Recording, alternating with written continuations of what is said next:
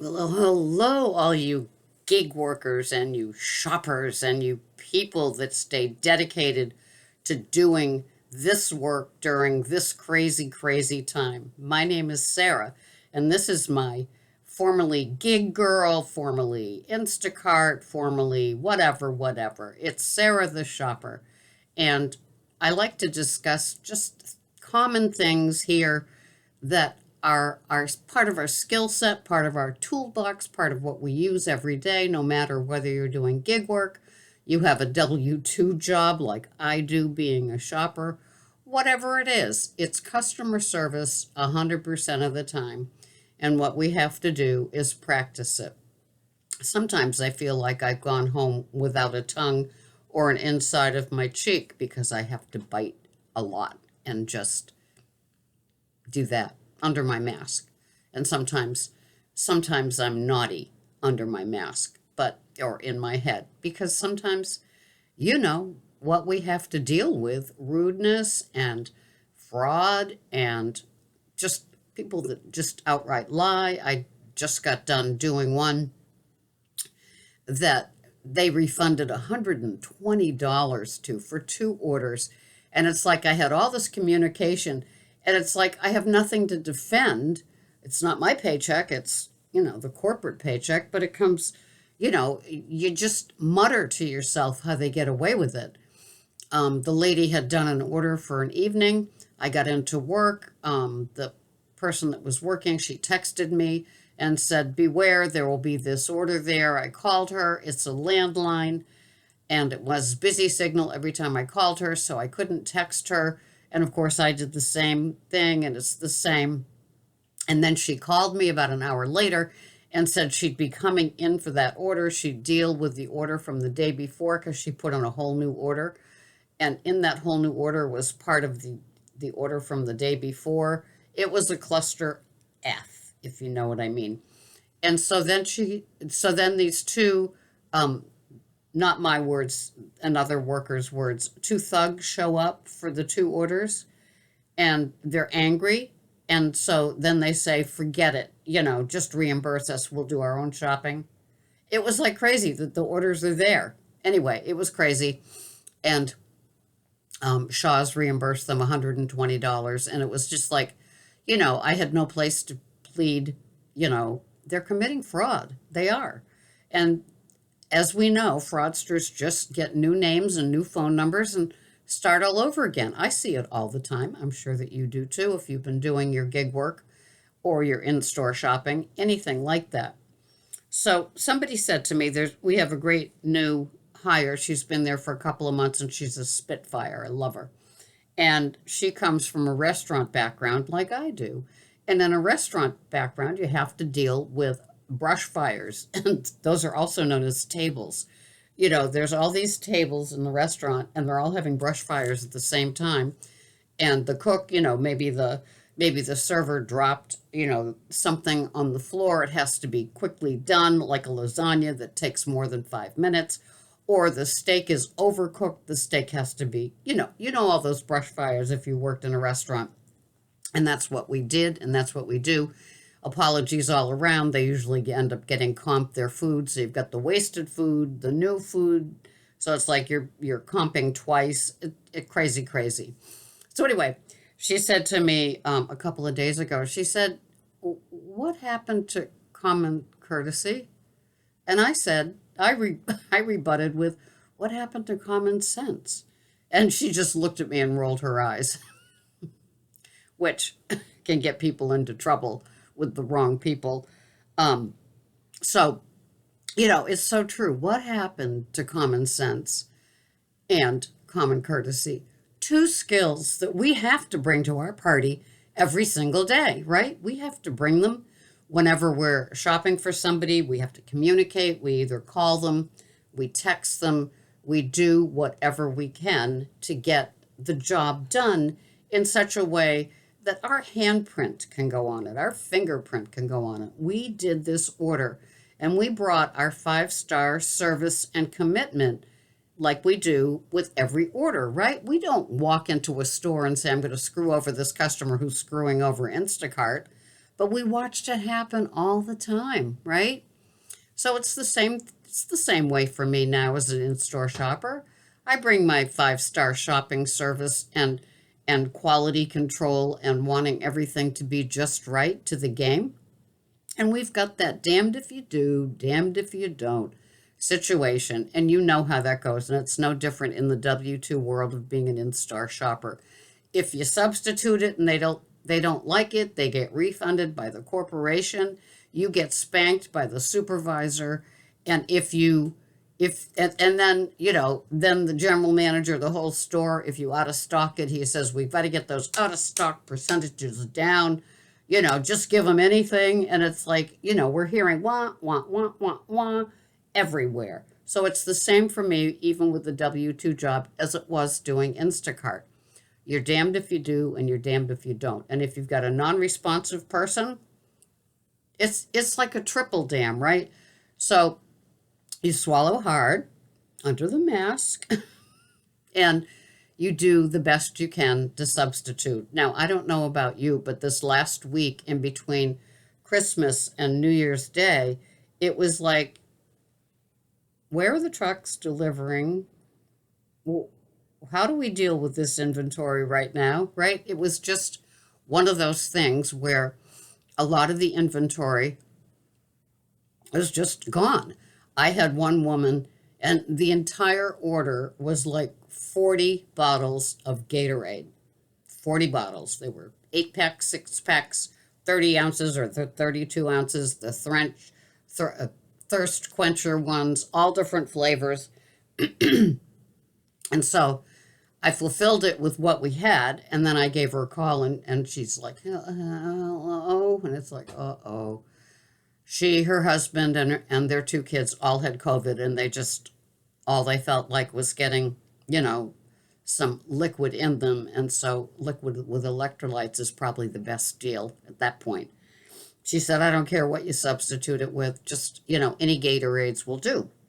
And so I pretty much wiped the shelves clean, double bagged all those suckers, and so a lot of people wanting Gatorade were disappointed after that because there was no truck coming in with more to replenish.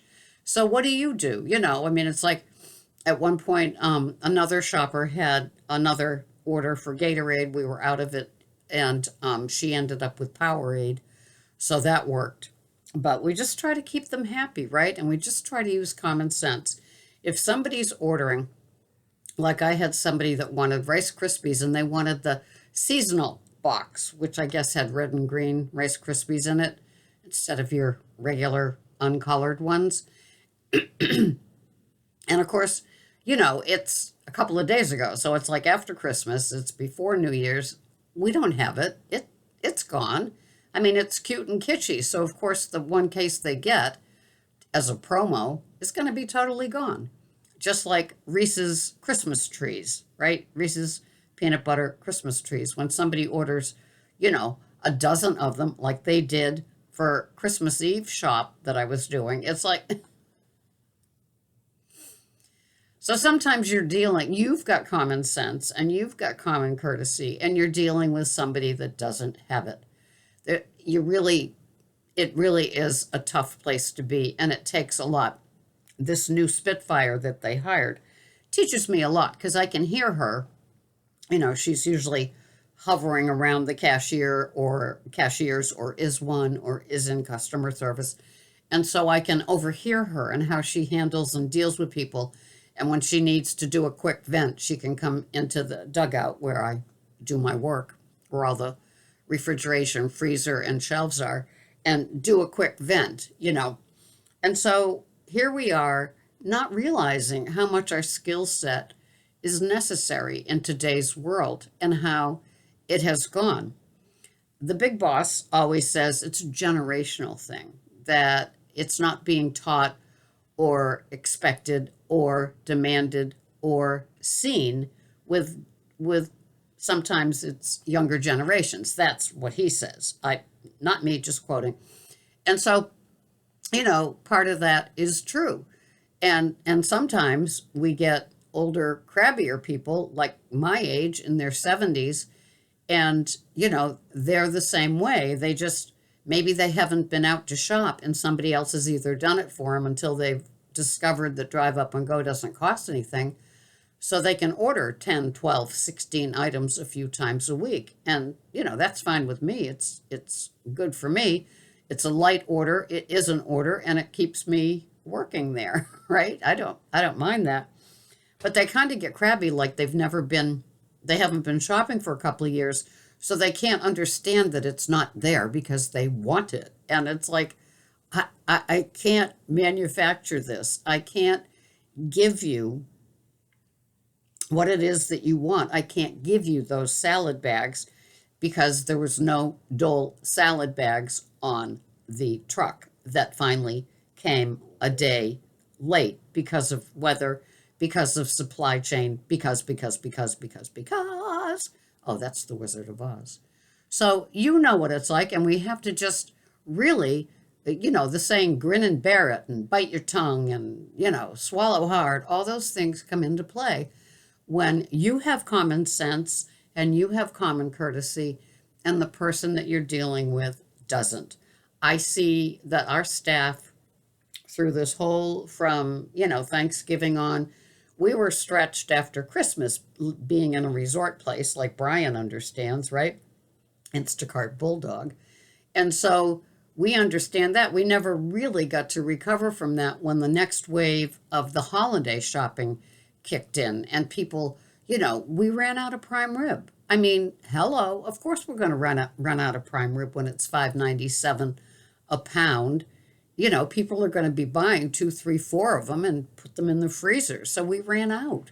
And people were like apoplectic. I love that word. I just made up that whole thing just so I could use that word. No, I didn't. But they were apoplectic. What do you mean there's no prime rib? They promised me there'd be prime rib. And it's like, I don't know who promised you. But in the grocery world, we can't promise anything to anybody with delivery and inventory and supply chain and trucks and bad weather, when all of those factors factor into every single day of what's on the shelves. So it takes a lot. I'm certainly there with you. Think of me when you're dealing with a fraudster, a liar, somebody that has no common sense, somebody that is, the precious people, because they think that you should be there just for them, their personal shopper, and you should make sure that they get exactly what they want. The precious people. I love them. Don't you? Yeah. They're so special.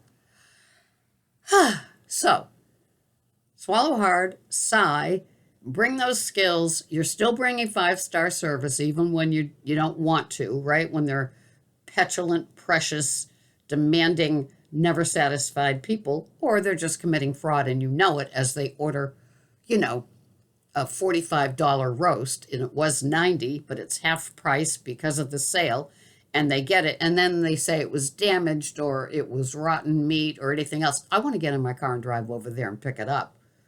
Yeah, let me take it off your hands.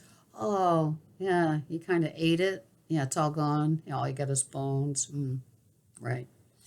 So the beat goes on, and just sharing that with you early in January, but we keep at it, we keep doing it, and we keep smiling after watching here. So below, I love your comments. I read them all. I hope other people read other people's comments because there's a lot of wisdom packed in what we know with what we know. We've got skills that just we never knew it was a skill because it was common sense and common courtesy, and that's what was instilled in us as just people as we took on customer service jobs, either early on, working at Dunkin' Donuts, coming up the food chain with college jobs, or working in resorts and restaurants, all the things that we've always done. We didn't realize that it was a good skill set to have, and how it came from it, and how decades later we still need it in a world that's gotten a lot more rude and a lot more used to fraud. It's hard, but I'm here for you, and I'm here for all of us that have to deal with this. Have a great day. This has been Sarah the Shopper with just more tales. Comment below. Can't do this without you. Not going to. Thank you for being here. Bye-bye for now.